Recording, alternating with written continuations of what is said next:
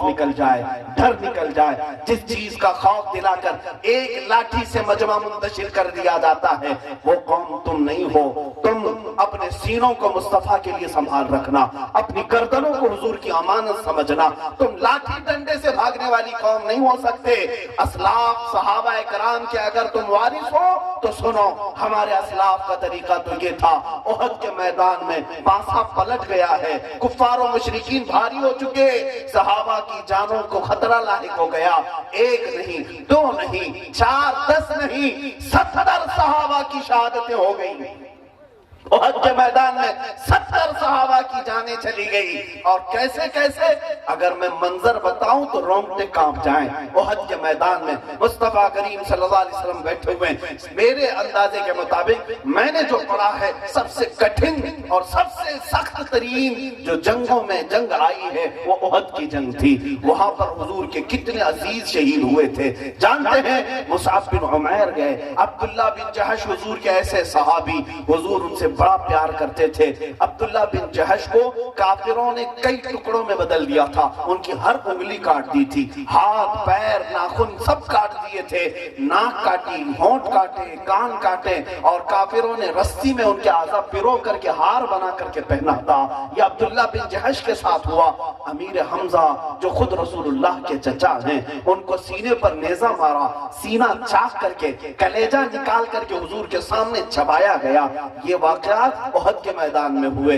اور حضرت سعد بن ربی ان کے متعلق روایت میں ہے 12 نیزے ان پر مارے گئے تھے اور پیٹ کی انتڑیاں باہر آ گئی تھی۔ اس وقت بھی یہ صحابہ کیا کہتے تھے؟ سنو، انتڑیاں باہر آ گئی، ابھی روح باقی ہے، زبان چل رہی ہے، تب پکار کر کہتے اے لوگوں جاؤ رسول اللہ کو میرا سلام کہہ دینا اور حضور سے کہہ دینا آقا میں تمہارے دفاع کا حق ادا نہیں کر سکا، میں آپ کی حفاظت کا حق ادا نہیں کر سکا۔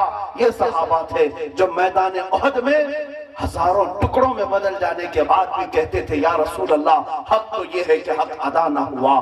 میرے عزیزو، یہی وہ احد کا میدان ہے جس میں مصعب بن عمیر، عبداللہ بن جہش، امیر حمزہ، حنظلہ، سعد بن ربی اور سعد عبداللہ بن اسود رضی اللہ تعالیٰ عنہم ایسے ایسے شہید کیے گئے کہ ان کی شہادت کو بیان کرنا بھی مجھے مشکل لگتا ہے۔ حضرت انس بن نزیر ایک صحابی ایسے ہیں، ان کے اوپر اتنے گھوڑے دوڑے، ان کے جسم کو اتنا صاف کر دیا گیا تھا کہ ان کو کوئی پہچان نہیں پا رہا تھا، صرف ان کی ایک انگلی باقی تھی، جس انگلی کو دیکھ کر ان کی بہن نے پہچانا کہ انس بن نزیر ہے۔ میرے عزیزو، وہ صحابہ اتنی قربانیاں دے کر کے بھی کہتے تھے یا رسول اللہ حق تو یہ ہے کہ حق ادا نہ ہوا۔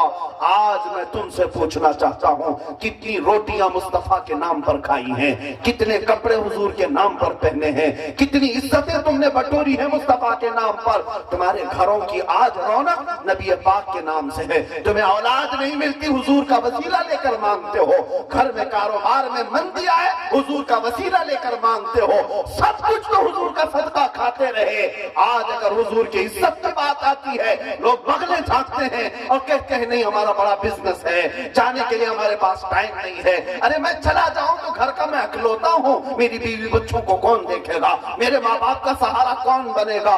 قربان جاؤ ان صحابہ سے، ان سے پوچھنا کیا ان کے بیوی بچے نہیں تھے، کیا ان کی اولاد نہیں تھی؟ مدینے کی اس خاتون پر کروڑوں سلام جو احد کے میدان کی طرف بھاگتی ہوئی جا رہی تھی۔ آنے والے نے کہا اماں جان تمہارے بیٹے کے شہادت ہو گئی ہے، انا للہ پڑھتی آگے بڑھ جاتی ہے۔ کسی نے کہا تمہارے شوہر بھی شہید ہو گئے، وہ انا للہ پڑھتی آگے بڑھ جاتی ہے۔ پھر کسی نے کہا تمہارا بھائی بھی، تمہارا باپ بھی شہید ہو گیا۔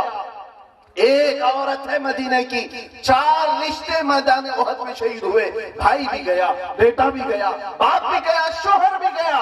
لیکن بیچ راستے میں جب ہر آنے والا اس کے گھر کے لوگوں کی شہادت کی خبر دینے لگا، وہ چلا کر کے کہتی ہے اے آنے والوں سب میرے رشتے داروں کی شہادت کی بات سنا رہے ہو، ذرا یہ تو بتاؤ رسول اللہ سلامت ہے کہ نہیں، اللہ کے نبی سلامت ہے کہ نہیں۔